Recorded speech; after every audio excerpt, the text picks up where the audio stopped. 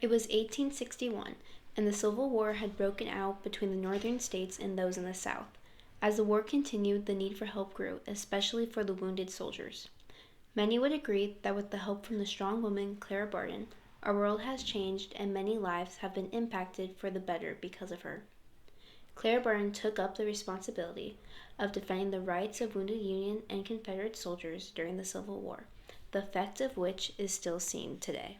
Clara Barton was known to be a hard-working person and at a young age felt a responsibility to aid for the health of others. Clarissa Hallow Barton, known as Clara, was born on December 25, 1821 in North Oxford, Massachusetts. Clara's first experience as a nurse was when she was a teenager. She took on the responsibility to care for her seriously sick brother, David, for 2 years day and night and nursed him back to health. It was an experience that would share her destiny and change the lives of millions of people around the world. At the age of 18, she began teaching and established a school for the children of mill workers. Clara then later founded the first free school in Bordertown, New Jersey in 1853. However, she quit her job when she discovered the male principal had hired another man and was paying him twice her salary. Clara said she would never work for less than a man. She then moved to Washington, D.C. in 1854 and was hired as a recording clerk for the U.S. Patent Office. Barton was being paid the same rate as men, which at the time was unheard of.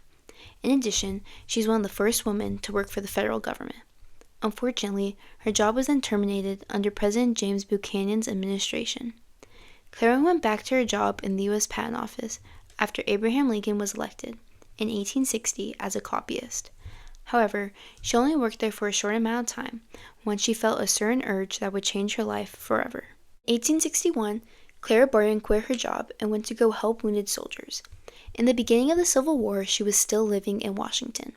According to the National Museum, United States Army, the 6th Massachusetts Militia was marching through Baltimore when they were attacked by Southern sympathizers.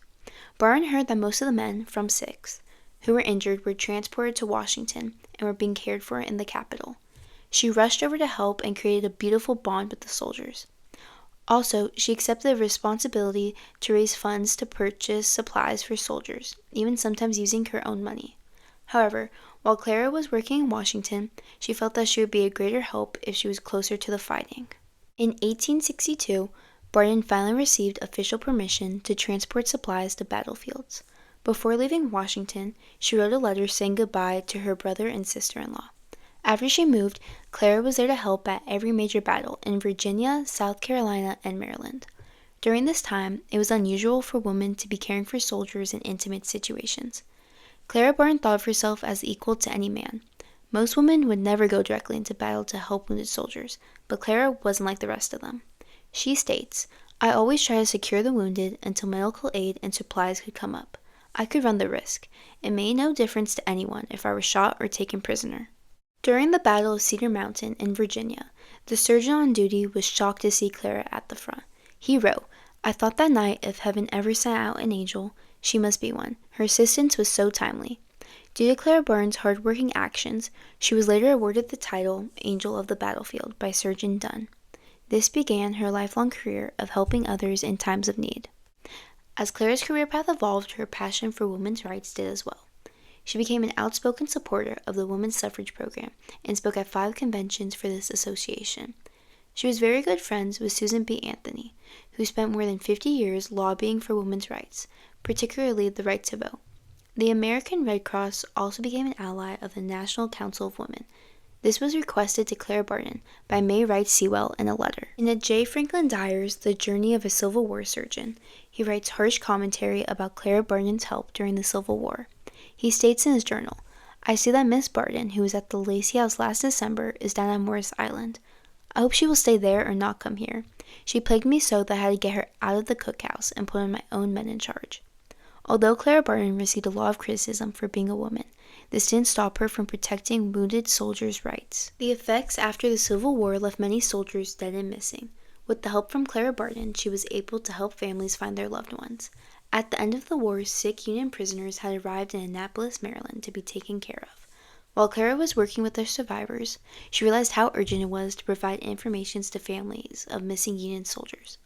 Barton took responsibility for finding them and wrote a letter to Abraham Lincoln in 1865, requesting permission to become an official government corresponding to finding those who had vanished during the battle.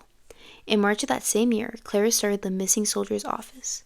The office was open for 3 years, and they received more than 60,000 letters from families looking for their loved ones. To spread awareness about the missing soldiers, a list of names of the men would be put in newspapers across the country. Clara Barton finally closed the office in 1868. With the help of her and her team, they had found more than 22,000 missing men. In addition, they provided families with closure if their soldiers did not survive. This played a significant role in Clara Barton's life towards founding the American Red Cross.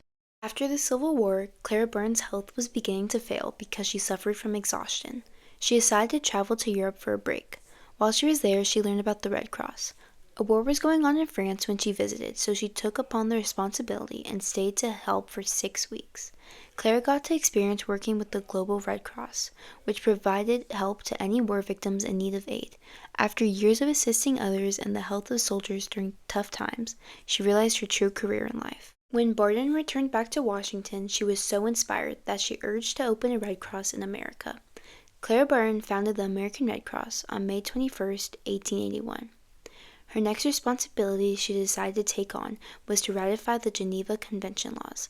These are laws that to this day protect the rights of the war wounded and the citizens in conflict zones. After the Geneva Convention in 1863, the first treaty of the Geneva Convention was ratified by 12 nations in 1864. This treaty declared that soldiers would be provided with first aid, regardless of their nationality. The United States was not a party to the convention in 1864 because we were in the midst of the Civil War.